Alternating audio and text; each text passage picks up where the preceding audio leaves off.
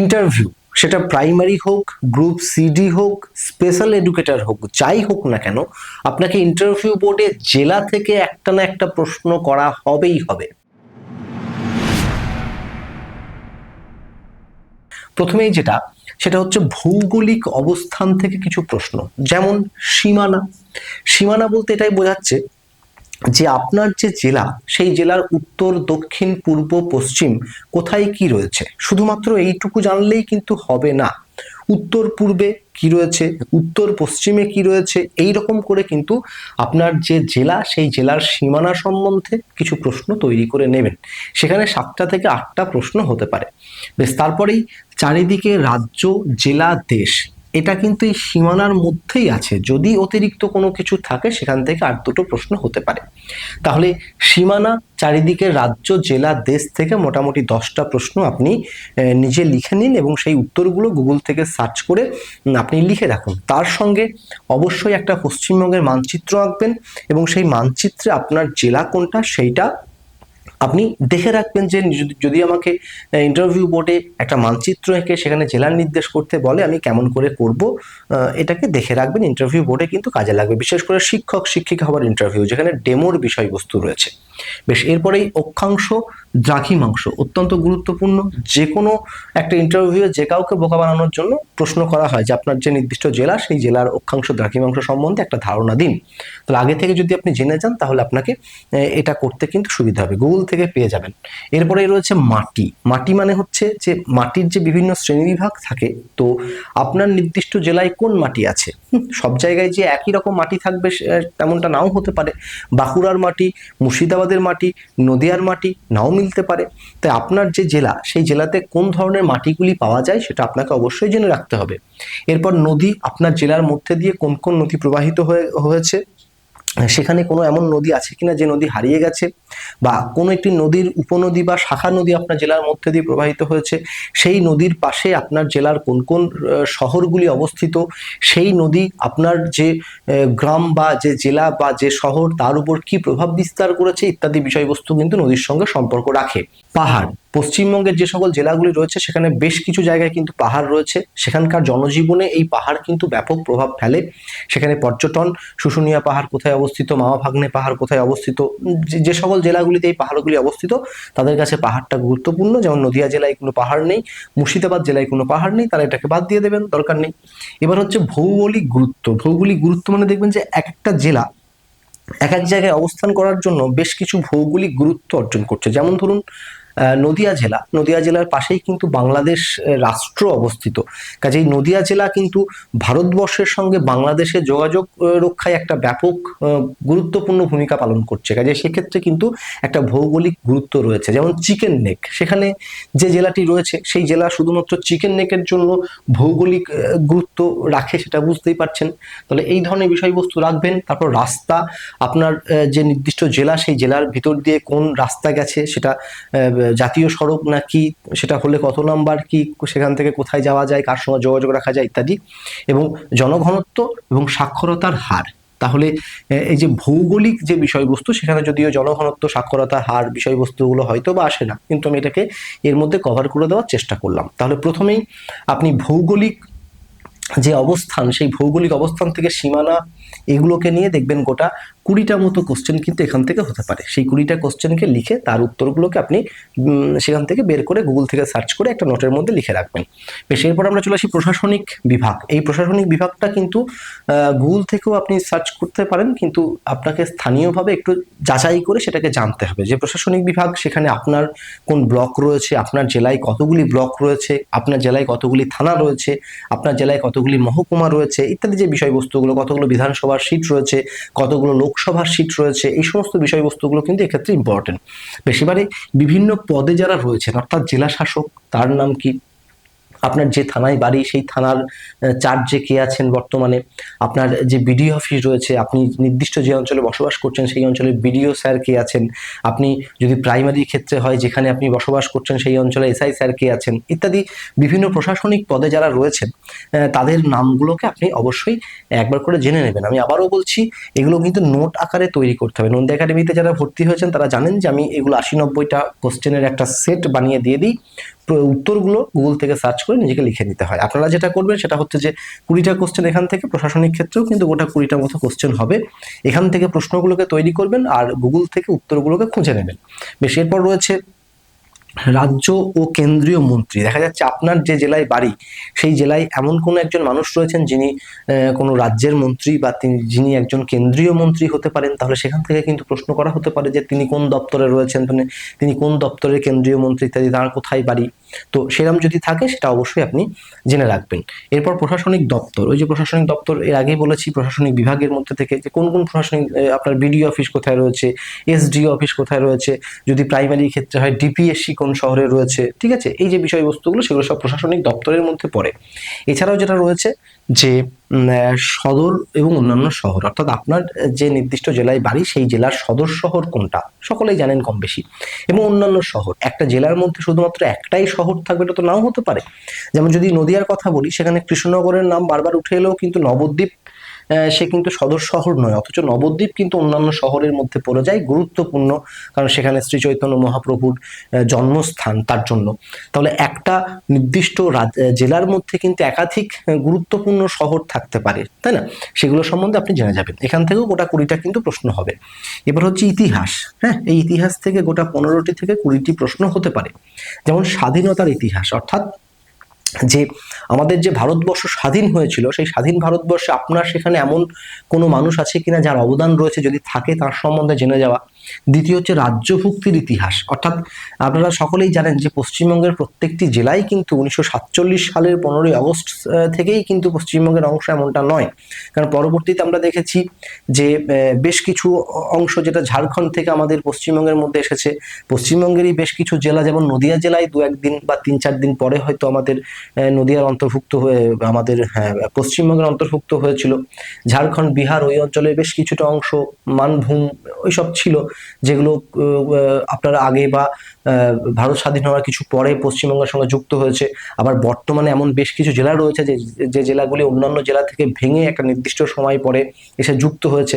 তাহলে আপনাকে ইতিহাস প্রসঙ্গে কিন্তু সেগুলোকে ভালো করে জেনে নিতে হবে। আমি আবারও বলছি, এগুলো একটা নিজের মতো করে কোশ্চেন তৈরি করে নেবেন। ঝাড়গ্রাম জেলা, সেটা কবে জেলা স্বীকৃতি পেল সেই তারিখটা, এরকম করে প্রশ্ন করতে করতে যাবেন, তার উত্তরগুলো লিখতে লিখতে যাবেন। এরপরে আমরা চলে আসি সংস্কৃতিতে। আপনারা জানেন যে আমাদের যে পশ্চিমবঙ্গ, সেই পশ্চিমবঙ্গের বিভিন্ন জেলায় আমরা বিভিন্ন সাংস্কৃতিক বৈচিত্র্য দেখতে পাই, তাই না?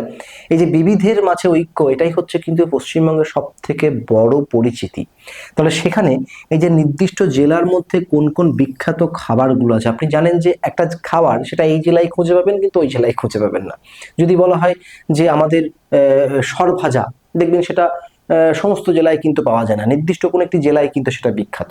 হ্যাঁ, তো সেই রকম কোন কোন খাবার আপনার জেলায় বিখ্যাত, আপনার জেলার নির্দিষ্ট কোনো পোশাক আছে কিনা, যে পোশাক দিয়ে আলাদা করে জেলাকে চেনা যায়। যেমন ছৌ নাচ দিয়ে পুরুলিয়াকে চেনা যায়, যেমন নাচ, যেমন গান। হ্যাঁ, আপনার সেখানে নির্দিষ্ট কোনো আঞ্চলিক গান আছে কিনা সেগুলো সম্বন্ধে কিন্তু আপনি অবশ্যই জেনে রাখবেন। যেমন বিশেষ কুটির শিল্প, দেখবেন যে সমস্ত কুটির শিল্প সমস্ত জায়গায় কিন্তু হয় না, নির্দিষ্ট কোনো একটি অঞ্চলে নির্দিষ্ট কোনো একটি কুটির শিল্প কিন্তু অবস্থিত। যেমন শান্তিপুরে যেমন তাঁত, এখন সেই তাঁত কিন্তু তাহলে নদিয়া জেলার যারা ইন্টারভিউ দেবেন বিভিন্ন পারপাসে, সেখানে কিন্তু শান্তিপুরি তাঁতের কথা কিন্তু অবশ্যই আসবে। তাহলে নদিয়া জেলার ক্যান্ডিডেটের খাতায় কিন্তু শান্তিপুরি তাঁতের কথা কিন্তু অবশ্যই থাকবে। বেশ, এবারে বিখ্যাত ব্যক্তিত্ব, যেমন সাহিত্যিক, বিজ্ঞানী, ক্রীড়াবিদ। তাহলে আপনার যে জেলায় বাড়ি সেই জেলায় বিভিন্ন সাহিত্যিক কে কে রয়েছেন, তাদের কোন কোন সাহিত্য সৃষ্টি আছে, ঠিক আছে? বিজ্ঞানী যদি থাকেন তিনি কি আবিষ্কারের সঙ্গে যুক্ত আছেন, যদি ক্রীড়াবিদ থাকে তিনি কোন খেলায় সঙ্গে যুক্ত আছেন, ইত্যাদি বিষয়বস্তুগুলো কিন্তু আপনাকে জেনে রাখতে হবে। এবার হচ্ছে অর্থনীতি। এই যে অর্থনীতি, আপনার যে জেলা, এখন কলকাতার জেলার ছেলে মেয়ে তাদের খাতায় নিশ্চয়ই সেখানে কলকাতা জেলা কৃষি প্রধান একটি জেলা হিসেবে থাকবে না, সেখানে নিশ্চয়ই শিল্পের কথা উল্লেখ থাকবে। আশা করি বোঝাতে পারছি। তাহলে আপনার যে জেলা সেই জেলায় কৃষিকাজ হয় কিনা, যদি হয় সেখানে কোন ফসল সব থেকে বেশি হয়, কোন ফসল বাইরে রপ্তানি করা হয়। যেমন দার্জিলিং এর যারা মানুষ তারা নিশ্চয়ই ধানের কথা বলবেন না, তারা চায়ের কথা বলবেন, এমনটা আর কি। শিল্প, আপনার নির্দিষ্ট জেলায় কোন কোন শিল্পের দিক থেকে এগিয়ে আছে, সেখানে কোনো খনিজ সম্পদ পাওয়া যায় কিনা, সেখানে পর্যটন শিল্পের প্রচার প্রসার কেমন, সেখানে কোন কোন দ্রব্যগুলো সেই জেলা অন্যান্য জেলায় আমদানি করে, কোন কোন দ্রব্যগুলো রপ্তানি করে, এই সমস্ত কিছুর উপর কিন্তু সেখানকার অর্থনীতি জড়িয়ে রয়েছে। আমাদের পশ্চিমবঙ্গ হচ্ছে কৃষি প্রধান দেশ, কাজে সমস্ত জেলার মানুষের প্রধান জীবিকা বেশিরভাগই কৃষিকাজ হবে, কিন্তু তবুও এমন এমন কিছু জেলা রয়েছে যে জেলার মানুষের সঙ্গে কৃষিকাজের সরাসরি কোনো সম্পর্ক নাই। যেমন কলকাতার একটা উদাহরণ আমি দিতে পারি। তো সেই রকমই অর্থনীতির দিক থেকে আপনার যে জেলা, সেই জেলা কার সঙ্গে কোন কোন বিষয়বস্তুর সঙ্গে সম্পর্ক রাখে, সেই নির্দিষ্ট বিষয়বস্তু কিন্তু আপনাকে জেনে রাখতে হবে। এবারে সব থেকে ইম্পর্টেন্ট, ইন্টারভিউ বোর্ডে সব থেকে বেশি প্রশ্ন যেটা হয় সেটা হচ্ছে মানব সম্পদ থেকে। কবি, আপনার নির্দিষ্ট জেলায় কোনো কবি আছে কিনা। যেমন এই যে কিছুদিন আগেই আমাদের নদিয়া জেলার ইন্টারভিউ হলো, এই জাস্ট কালকে শেষ হলো, তো সেখানে কিন্তু ডিএল রায় সম্বন্ধে, বিজন ভট্টাচার্য সম্বন্ধে কিন্তু সেখানে বিস্তর বিস্তর প্রশ্ন করা হয়েছে, কারণ এগুলো হচ্ছে সব নদিয়া জেলার বিভিন্ন কবি বা সাহিত্যিক। তো সেই সমস্ত মহান মানুষ, কবি, সাহিত্যিক, বিজ্ঞানী, স্বাধীনতার সংগ্রামী, এমনকি মন্ত্রী পর্যন্ত আপনার জেলায় কোন কোন মানব সম্পদ আছে বা কোন কোন বিখ্যাত মানুষ তারা সেখানে জন্মেছিলেন, তাদের বিভিন্ন শিল্প সৃষ্টি বলুন বা তাদের বিভিন্ন সাহিত্য সৃষ্টি, কি বিষয়বস্তু, সেগুলো সম্বন্ধে কিন্তু আপনাকে জানতে হবে। এবারে এই যে আপনি ভিডিওটাকে এখনো পর্যন্ত দেখছেন, তার মানে নন্দী একাডেমির ভিডিওর প্রতি আপনার বিশ্বাস আছে, আমার প্রতি বিশ্বাস আছে, তাই দেখছেন। তার জন্যই বলবো যে একেবারে 1 2 3 4 করে করে কিন্তু প্রথমে আপনাকে পয়েন্ট করে নিতে হবে। যেমন ভৌগোলিক, আপনি সীমানাকে ধরে কতগুলো কোশ্চেন করলেন, উত্তরগুলো খুঁজবেন না। চারিদিকে রাজ্য, জেলা, দেশ ধরে কতগুলো কোশ্চেন, অক্ষাংশ কোশ্চেন, একটা দ্রাঘিমাংশ কোশ্চেন, মাটি থেকে 4-5টা কোশ্চেন, নদী থেকে 4-5টা কোশ্চেন, পাহাড় থেকে যদি থাকে 2-1টা কোশ্চেন, ভৌগোলিক গুরুত্ব থেকে 2-1টা কোশ্চেন, রাস্তা থেকে 2-1টা কোশ্চেন, জনঘনত্ব থেকে 2-1টা কোশ্চেন, সাক্ষরতার হার থেকে 2-1টা কোশ্চেন। ব্যাস 2-1টা কোশ্চেন হয়ে গেল। এরকম করতে করতে করতে করতে আপনি শেষ পর্যন্ত যখন যাবেন, তখন আপনার এখানে কিন্তু 80 থেকে 90টি প্রশ্ন কিন্তু জমা হবে। এই 80 থেকে 90টি প্রশ্ন আপনি যদি মুখস্থ করে ফেলতে পারেন, তাহলে ইন্টারভিউ বোর্ডের প্রথম প্রশ্নটা খুব গুরুত্বপূর্ণ। প্রথম প্রশ্নের সঠিক উত্তর দিলেই কিন্তু আত্মবিশ্বাস চলে আসবে, তখন পরবর্তী প্রশ্নগুলো অ্যাটেন্ড করার জন্য আপনি মানসিকভাবে প্রস্তুত হয়ে থাকবেন। আর প্রথম প্রশ্ন মিস হয়ে গেলেই কিন্তু সব শেষ হয়ে গেল। তাহলে প্রথম প্রশ্ন কিন্তু এই জেলা থেকে হয়। তাহলে আপনি এই 80-90টার একটা নোট যদি তৈরি করে রাখেন, সেটা আপনার কাজে লাগবে, আপনার ছেলের কাজে লাগবে, আপনার নাতির কাজে লাগবে। এটা এখন 80-90-100 বছর পর্যন্ত একটা নোটই কিন্তু ইন্টারভিউ বোর্ডকে কাঁপিয়ে বেড়াবে। ঠিক আছে, বেশ। এরপরে মানব সম্পদ হয়ে গেল, কবি, সাহিত্যিক, বিজ্ঞানী, কোনো যদি পরিবেশ প্রেমী থাকেন, তার অবদান, হ্যাঁ, মন্ত্রী, এই সমস্ত বিষয়বস্তু থেকে কিন্তু প্রশ্ন হতে পারে। এরপর হচ্ছে জেলার সমস্যা, এগুলো কিন্তু আর মুখস্থ নির্ভর প্রশ্ন নয়। প্রত্যেকটা জেলার দেখুন কিছু না কিছু সমস্যা আছে। তো আপনাকে প্রশ্ন করা হবে যে তাহলে আপনার যে পুরুলিয়াতে বাড়ি, এখন বর্তমানে পুরুলিয়া জেলার সমস্যা কি কি আছে, সেই সমস্যাগুলোর সমাধানে আপনি কোন কোন সমাধান আপনার কাছে আছে, এই ধরনের প্রশ্নগুলো হতে পারে। তাহলে সেক্ষেত্রে কমন কিছু সমস্যা হচ্ছে স্বাস্থ্য। দেখুন পশ্চিমবঙ্গের আপনি যেখানেই চলে যান, কলকাতার মতো জায়গা বাদ দিয়ে বাকি সব জেলাতেই কিন্তু স্বাস্থ্য পরিকাঠামোগতভাবে কিন্তু কিছু সমস্যা রয়েছে। তাহলে অন্য কোনো বিষয় মনে না পড়লে এটা কমন একটা সমস্যা।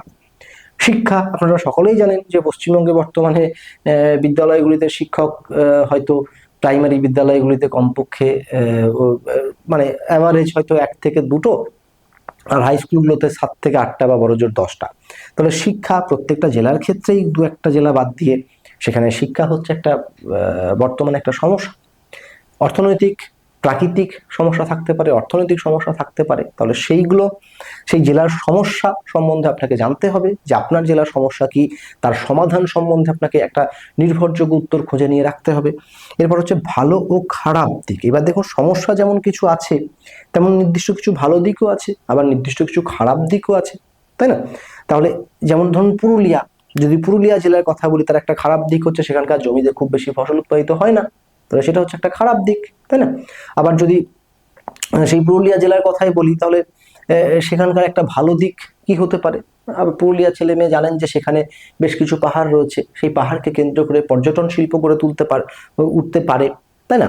তাহলে পুরুলিয়ার ওই ওই অঞ্চলগুলোতে তো প্রচুর পরিমাণে খনিজ ইত্যাদি থাকে, তাহলে সেইগুলোকে কেন্দ্র করে সরকার যদি আরো বেশি বলিষ্ঠ পদক্ষেপ নেয়, সেখান থেকে কর্মসংস্থান হতে পারে।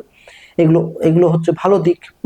তো সেই রকমই আবার কিছু খারাপ দিকও আছে, যেমন যেগুলো নদী তীরবর্তী অঞ্চল, সেখানে প্রায়শই বন্যা দেখা দেয়, বন্যার জন্য সেই অঞ্চল ক্ষতিগ্রস্ত হয়, সেগুলো নির্দিষ্ট একটি অঞ্চলের খারাপ দিক। তাহলে ঠিক সেই রকম করেই আপনার জেলার নির্দিষ্ট কি ভালো দিক আছে, খারাপ দিক আছে, এগুলো অবশ্যই কিন্তু আপনি জেনে রাখবেন। তাহলে এই যে 8টা জায়গাকে বললাম, এই 8টা জায়গায় কিন্তু 80 থেকে 90টি, বড়জোর 100টি প্রশ্ন হতে পারে। এর বাইরেও নির্দিষ্ট কিছু কিছু এলাকা ভিত্তিক প্রশ্ন হতে পারে। যেমন ধরুন যাদের বাড়ি সুন্দরবনের ওই অঞ্চলে, তাহলে তাকে কিন্তু সুন্দরবন সম্বন্ধে একটা ব্যাপক ধারণা মনের মধ্যে কিন্তু রাখতে হবে। ইন্টারভিউ বোর্ডে লাস্ট প্রশ্ন করা হয়েছে যে সুন্দরবনের কত অংশ ভারতবর্ষের মধ্যে আছে, কত অংশ বাংলাদেশের মধ্যে আছে। তাহলে এইরকম ডিপ লেভেলের কোশ্চেনও কিন্তু যেতে পারে। আবার সুন্দরবনকে নিয়ে প্রশ্ন করা হয়েছে যে সুন্দরবনের যে অংশটি বাংলাদেশের মধ্যে আছে সেটা বাংলাদেশের কোন জেলার অন্তর্গত। তো এইরকম প্রশ্নও কিন্তু করা হতে পারে। ঠিক আছে, এগুলো হচ্ছে বিশেষ বিশেষ একটি জায়গা। যেমন দেখা যাচ্ছে নদিয়া জেলার ক্ষেত্রে একটা প্রশ্ন হতে পারে যে আপনাদের নদিয়া জেলাতে একটি অভয়ারণ্য রয়েছে, সেটা কোথায় অবস্থিত, বেতহরিতে অবস্থিত। এইরকম প্রশ্ন কিন্তু হতে পারে। তাহলে এবার এই প্রশ্নগুলো নির্দিষ্ট একটি অঞ্চলের ভিত্তিতে নির্ভর করে কিন্তু, তো সেগুলো সম্বন্ধে আপনাকে ওয়াকিবহাল হতে হবে, সেগুলো জানতে হবে। তাহলে দেখুন, জেলাকে কেন্দ্র করে কোন একটা একাডেমির উপর নির্ভর করলে কিন্তু হবে না, কারণ পশ্চিমবঙ্গে এতগুলি জেলা রয়েছে, কোনো একটা একাডেমি বা একজনের পক্ষে সেই সমস্ত জেলার খুঁটিনাটি কিন্তু আপনি আপনার জেলাকে কেন্দ্র করে যতটা যত্ন নিয়ে বানাবেন, তারা কিন্তু ততটা যত্ন নিয়ে বানাবে না। কাজে এই ভিডিওটিকে প্রয়োজন হয় 2-3বার দেখুন, এই সমস্ত সেক্টরগুলোকে মাথায় রেখে কোশ্চেনগুলোকে নিজে নিজে টাইপ করুন। তার মধ্যে শুধুমাত্র যে প্রশাসনিক যে বিষয়টি রয়েছে, এই প্রশাসনিক জায়গাটাতে আপনাকে একটু স্থানীয় অঞ্চলে খোঁজ খবর নিতে হবে। ইন্টারনেটে সবসময় সঠিক তথ্য নাও পাওয়া যেতে পারে। আর এই যে জেলার সমস্যা আর ভালো ও খারাপ লাগা, এই দুটি জায়গাকে একটু ব্যাখ্যামূলক প্রশ্নের দিকে ব্যাপারটা এগোতে হবে। বাকি সবগুলোই কিন্তু শুধু মুখস্থ করতে হবে, বলতে হবে। আর এগুলো অবশ্যই মাথায় রাখবেন এবং তার সঙ্গে প্রকৃতির সঙ্গে সম্পর্ক রাখে সেই বিষয়বস্তুগুলো। যেমন ধরুন জঙ্গল প্রকৃতির সঙ্গে সম্পর্ক রাখে, যেমন ধরুন নদী প্রকৃতির সঙ্গে সম্পর্ক রাখে, যেমন ধরুন কোন একটা জায়গায় হয়তো পশুর সংরক্ষণের ব্যবস্থা করা হয়েছে। যেমন কুলিক পাখিরালয় দিয়ে কিন্তু ইন্টারভিউ বোর্ডে প্রচুর প্রশ্ন হয়েছে। এবছর আমি প্রাইমারি ইন্টারভিউয়ের কথা বলছি। তো বায়োডাইভার্সিটি সেগুলোকে নিয়ে কোশ্চেন হতে পারে, তো সেটা কোথায় কি অবস্থিত। তো এগুলো হচ্ছে প্রকৃতির সঙ্গে সম্পর্কিত বিশেষ বিশেষ জায়গা। যেমন তরাই ডুয়ার্স অঞ্চল, নির্দিষ্ট নদীর একদিকে তরাই বলা হয়, অন্যদিকে ডুয়ার্স বলা হয়। তাহলে উত্তরবঙ্গের ছেলে মেয়েদেরকে কিন্তু তরাই ডুয়ার্স নিয়ে প্রচুর প্রচুর প্রশ্ন করা হয়েছে। তাহলে এইগুলো হচ্ছে একটা নির্দিষ্ট জেলার একটা বিশেষ দিক, যেগুলোকে আপনাকে মাথায় রাখতে হবে। তাহলে আশা করি জেলাকে নিয়ে নোট তৈরি করতে আপনারা কোনো সমস্যা হবে না। এইরকম করে বিষয়বস্তুগুলোকে মাথায় রাখুন, মাথায় রেখে নোট তৈরি করুন। 80 থেকে 90, বড়জোর 100টা কোশ্চেন, যার অধিকাংশই কিন্তু আপনার জানা।